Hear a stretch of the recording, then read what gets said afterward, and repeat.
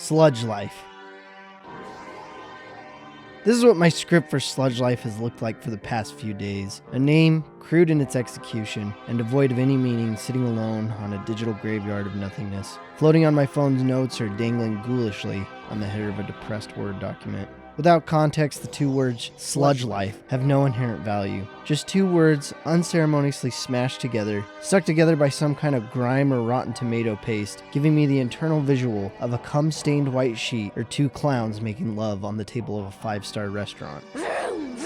Sludge being negative, life being positive, but the former molesting all innocence from the latter, creating what can somewhat be called nihilism. Only devoid of its philosophical implications, but retaining the teen vibe of, "Shut up, Dad, I can do what I want. We're just dust in the wind, Mom," or the all-time greatest hit Nietzschean expression of YOLO! Oh, fuck! Okay, look. Nietzsche didn't say that shit, but it seems like every 12-year-old Redditor with a crummy pube-infested keyboard thinks he did. The term nihilism has been thrown around and mistreated about as much as a pillow at a sexy cheerleader sleepover, and just like their clothes, the meaning is completely gone. What's even more hypocritical is that the term that's supposed to mean something has no meaning has now become secondhand for this product has meaning by having no meaning, so buy it now. Why am I talking about this?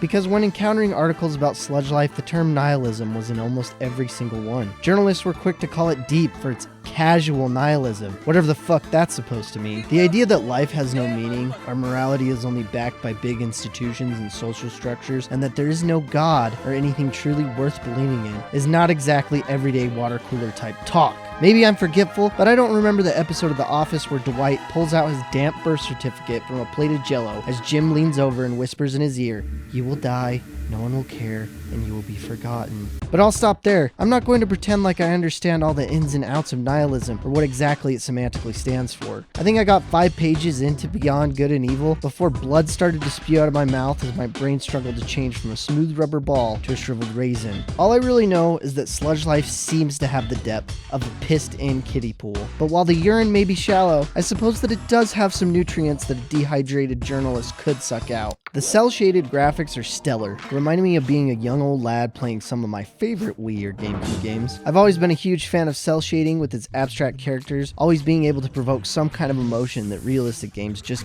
can't. Not to mention the art style's inability to age. I mean, holy shit, look at Okami and how amazing everything looks, still, to this day. Sludge Life thankfully has this sickly yet cool visual style that I think does a good job of portraying the type of environment you're in. You play as a character named Ghost, who's a graffiti artist. Your only real task is to traverse the polluted and dilapidated landscape in order to score some of the coolest and highest tagging spots that Sludge has to offer. On your journey, you will talk to a lot of, colorful characters that will slowly fill you in on the latest happenings in the slums and how they feel about it. I really do love the art style, and I think if the game delved more into how the people managed to live in such a gross and industrial world, I think I would have enjoyed it a lot more. The music is also a plus. The entire soundtrack was produced by Dose One, the man also behind the synth-heavy beats of Enter the Gungeon, but this time as the sound and vibe of a hip-hop artist desperately trying to negotiate with his bars after a harsh night of fever dreams and cough syrup. While that may sound like an insult, it really isn't. It reminds me of the heavily distorted and fuzzy riffs of the artist Tobacco, whose music I also love. It really sets this mood of an environment that is comfortably stuck in its own apathy. The people of Sludge are always found slacking off, smoking, and doing drugs. I suppose trying to make the best of what they have by altering their mindset rather than worry about the things they have no control over, but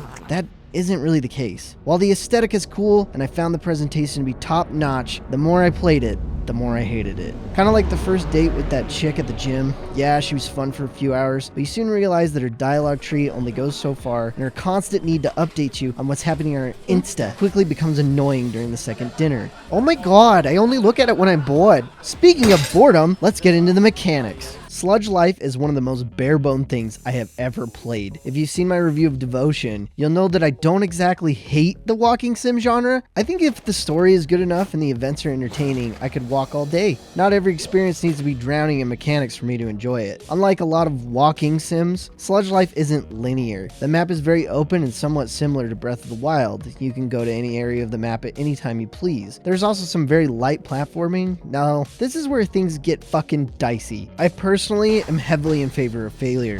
Look, I get it. It sucks to suck, and it's hard to see you're dead fading to black and revealing your tear-stained reflection on the screen. But I think it's important for a game to have some sort of failure state. Surprisingly, Sludge Life does have that, but it only comes about very rarely. The majority of the time when you fall, you plop on the sludge without a scrape or bruise or any repercussions. This is a huge issue for the game. I have no idea what made the creators do this. On one hand, I get the idea of being really lenient with failure. You don't want to exclude anyone or frustrate the player, but in this case, because of the lack of checkpoints and death, it makes the game incredibly frustrating. Yeah, you see the mechanical mess of industrial limbs you just climbed? Better get on those hiking boots and crack out the extra trail mix, cause you're doing it again, fucker! Something even more aggravating about this whole situation is that there's actually an item that can fix this problem in the game. But on your first playthrough, it's going to take you a long time to find it because it's located at the back of the island. I feel like a lot of headache and annoyance could have been avoided had this item been easier to find. But instead of giving you a useful, good tool, they give you the camera, which is totally useless, and I have no idea why it was even included. At the end of the game, they do treat you to the pictures you've taken, but I'm not sure if the devs are aware of this or not,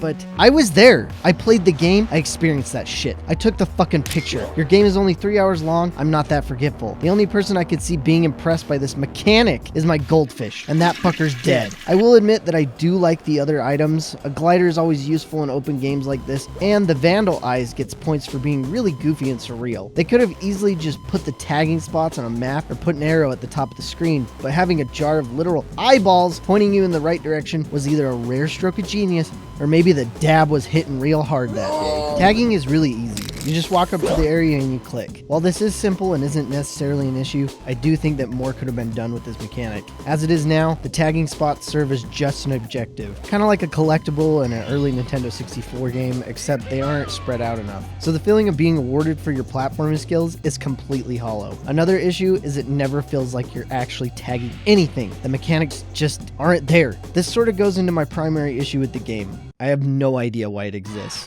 which is a huge issue for any art piece. Graffiti, to me, has always been a symbolic representation of pure, unadulterated rebellion. Tagging someone else's property with a detailed and stylized version of your own penis is a sure way to say, I don't respect your boundaries and everything you stand for can fuck off. I can also see how tagging could be a great feeling of freedom, spray painting whatever you want and running away as fast as you can. Seems like it could be an amazing adrenaline-fueled experience. Sludge Life fails to deliver that vibe though, and its designated tagging spots are incredibly restrictive. Along with the flatline pseudo-freedom you have, the rebellion factor is also missing. There are police in Sludge, but they don't do anything but hit you when you talk to them. Their lack of movement and lack of danger makes you feel as if you're rebelling against the citizens of the local nursing home instead of the loyal employees of an authoritarian monopoly. Now, I can see the argument coming from a mile away. But Red, they didn't want this game to be about rebellion. I don't know, kinda seems like they did. In the latter portion of the game, you climb what is called Glug Tower. During this section, you find the CEO taking a bath, and the only option there really is to spit in his food while he's relaxing.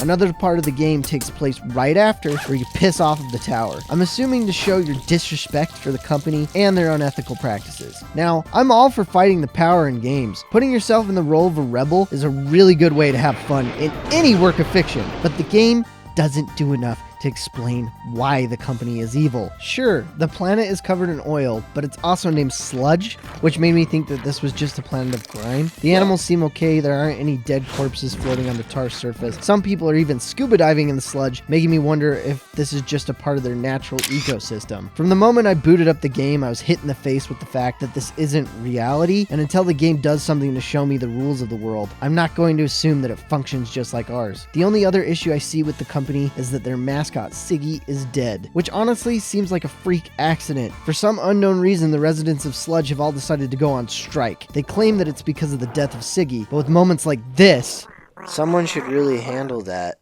I mean, like someone else, because I'm supposed to be on strike.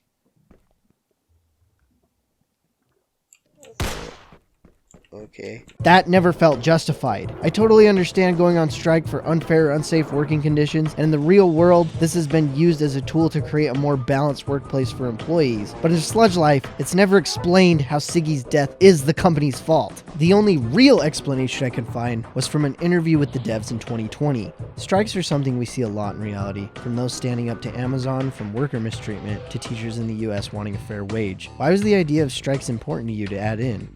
Dose. Terry had that idea, and it was kind of always the spine of all the NPCs reacting in a different manner. Then we sort of filled the world, and Siggy's death emerged as the cause for the strike. So, if I'm understanding this correctly, they needed something to make the NPCs indifferent, or static, or not moving. This is pretty much corporate PR speak for, we got lazy. In another interview, Dose also said, Matt S., it also seems like the game's going to indulge in a lot of lowbrow humor, literally toilet humor at times. Was there a reason you went in this direction? Dose 1. We tried to balance the potty with the profound. For every body function funny moment in Sludge Life, we have an equal yet opposite poetic moment. Poetic moments? Like these? Hey, you want a washing machine? I'll trade it for some Zooms. I hear Zooms make you more smarter and successfuler. I hear Zooms are the only way off this pile of pipes. I hear voices. Anyways, I just hope Zooms can finally quiet whatever keeps stealing happiness inside me. Work is a stifling cast of monotony hardened around our vulnerable nature to forever better constrain our collective emotional compulsions and base behaviors. Hey, how's it hanging? I come up here to deal with my depression. It doesn't help. I used to come here and use a camera. Then I would come up here and chain smoke Siggy Cigs. Then it was Zooms. But nothing ever helps. I've literally tried every distraction this dump can dream up. And I'm still sadder than a goldfish in a shot glass. These poetic moments read like something written by the average Twitter user and say nothing about the human experience. And the times they do, they read like a junior high schooler desperately trying to grapple with their rabid hormones. This idea of blending shit-flavored humor with sickly sweet philosophy often mixes in the most annoying ways imaginable. The confused direction is also reflected in the contradictory signals of the mechanics. Glug is bad, but in order to win you need to smoke 20 of their cigarettes. Vegan mode is available, but to get the weird ending you have to disable it to eat 20 slugs. According to the devs, the game was also supposed to touch on capitalism, but there's no money to be earned or spent. The closest thing the game does to critiquing capitalism is when you die, you go into negative dollars, but this doesn't affect the player because money is meaningless in the game. Which brings me to the overall problem. Why was this made? It has no point to its story, it isn't entertaining, its jokes become stale after 10 minutes, and its characters have little to no motive. There are 3 endings in the game, and if I was to tell you any of them, they wouldn't be spoiling anything because the events that lead up to them are inconsequential. Number 1, you fly out of the island. Number 2, you blow up the island. And 3, you transcend into a god and are treated to a psychedelic montage that means absolutely nothing. Without an interesting plot, it fails as a walking sim, and without the fun mechanics, it fails as a platformer. I think that it's too bad that the product ended up this way. I think Sludge as a concept has a lot of potential, and I think if the devs took another crack at it with a more focused approach, they could make something amazing. In the same interview, Dose also says, for me at least, poetically, the strike references how work-obsessed our world is, how people become more job than the individual, and what's left when you eventually discover that line inside yourself where job stops and the person starts. This is a really cool concept, and I wish it was more in the game. But once again, in order to be rewarded with the weird ending, you have to go through a lot of work, and the ascension from normal graffiti artist to God seems to be treated as a positive. And I think if the argument is that the conflict of narrative, gameplay, and design means it's nihilistic because it doesn't mean anything, then I guess the pet rock is the most nihilistic piece of art to ever exist. Buy it now.